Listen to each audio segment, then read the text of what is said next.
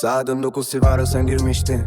Benim hayatıma ampullenmişti. Ben o an sana ihtişamına kapıldım ve dudaklarına yaklaştım. Pek emin değildim hislerinden, ama şunu biliyordum ki ben sana aşık olmuştum çoktan. Ve sana ben bağlanmıştım, orkide kokun ile yala gözlerin birleşince için eridim ben, oysa senin en ufak hızlaşana ben bu eveni yakarım, çok iyi bilirsin. Her dile ben seni seviyorum, ne olursa olsun ben seni seviyorum. Her halim benim için değerli, ay kuşum ben seni seviyorum. Ve hadi şimdi 37 dile de seni ne kadar sevdiğimi izleyelim. I love you, je t'aime, ich liebe dich, te quiero, te amo, te amo, te amo, te amo, te amo.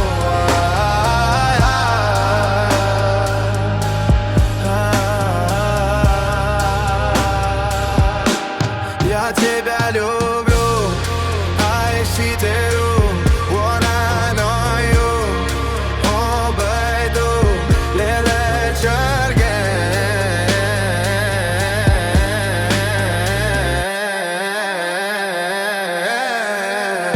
Aspet yıkılmayo, sagapo, 사랑해요, yo te amo, я 가스카데, कुहमचे दोस्ते दो मैं तुमसे प्यार करता हूँ अनियो है वो te kaşan raktı, seni seviyorum bu ringde. Mirujem tja e gaskate, ashta meliu testimo ljubim te, išlik ti oni fer ekisli firjonagu konda malkite ana baby ime kupenda